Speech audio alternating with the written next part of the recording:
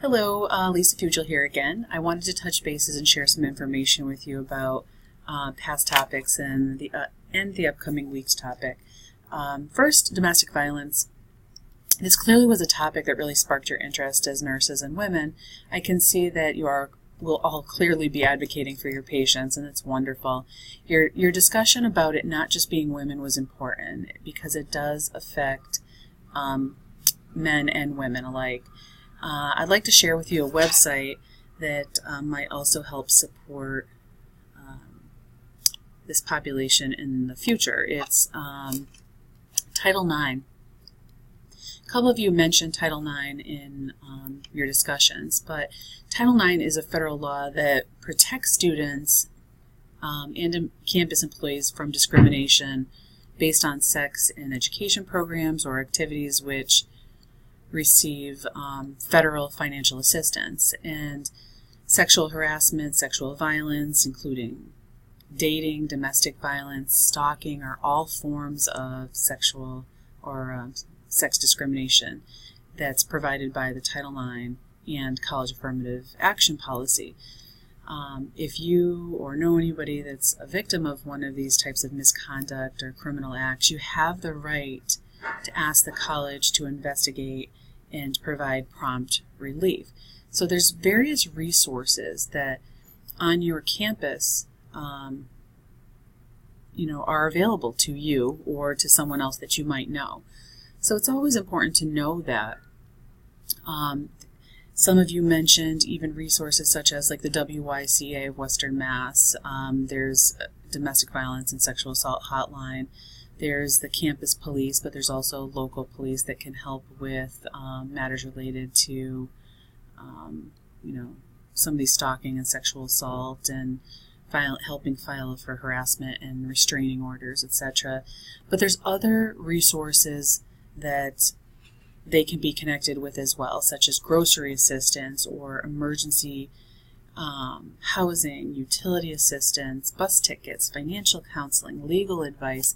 There's so many resources out there for these men and women of domestic violence. Safety is really important for this population. As a nurse in a hospital setting, I used to bring victims of domestic violence to the bathroom away from the abuser and try to get creative in providing them information by writing numbers inside their shoes or inside their clothes tag. So when they were ready to leave that partner, they could do it in a safe manner, and they had resources available to them. As a professor and now director in an academic setting, there are other resources for students, as I mentioned, with even Title IX. You may consider some of these and on campus, but you also want to know what the resources are available to them in the community, which you did a nice job talking about.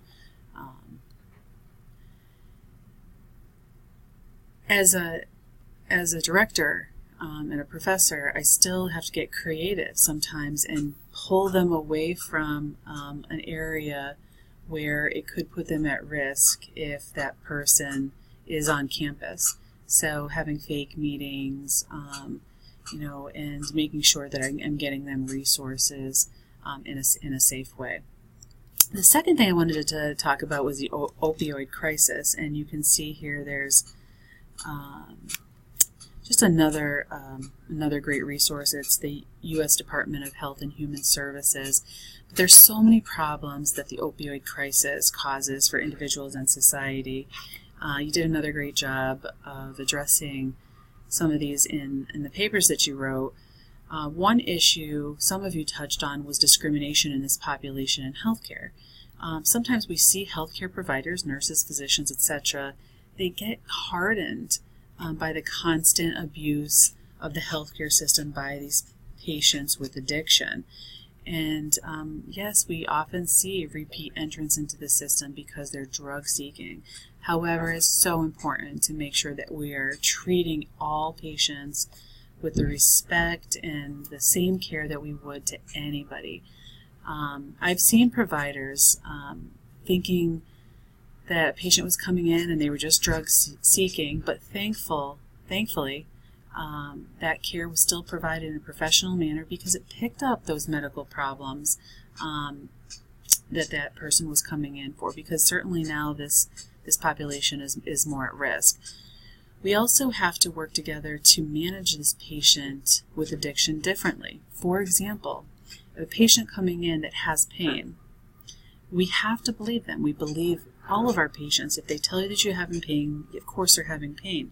The problem comes with this population is how do we manage that pain appropriately, because they might be used to very high dosages of an opioid. So giving them a standard dose is not even going to touch on their pain.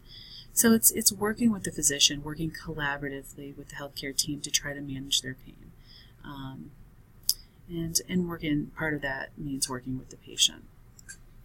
The third, I want to talk about disparities in vulnerable populations. You all, clearly identified what vulnerable populations are defined as and who may fit in this category. The Office of Disease and Health Promotion, Healthy People 2020, states that the term disparities is often interpreted to mean racial or ethnic disparities. Many dimensions of disparity exist in the United States, particularly in health. If a health outcome is seen to a greater or lesser extent between populations, there's disparity. So, race, ethnicity, sex, sexual identity, age, disability, socioeconomic status, and geographic location all contribute to an individual's ability to achieve good health. So it's important to recognize the impact that social determinants have on health outcomes of specific populations. Healthy People 2020 strives to improve the health of all groups. So addressing disparities in health and healthcare is not only important from a social justice standpoint, but also for improving the health of all Americans by achieving improvements in the overall quality of care and population. This website here, healthypeople.gov, certainly addresses Healthy People 2020, which you're probably all familiar with. But you can see here on this website the work that is being done with Healthy People 2030 initiatives, which is, seems like so far away, but look at 2020 is almost here already. Lastly, as you move into your 5th week, you'll begin to look at immigrant families in your community and what services are available to them. As you move through various vulnerable populations, you may notice some similarities or factors that further compound their vulnerable state, such as poverty, knowledge, education, understanding, access.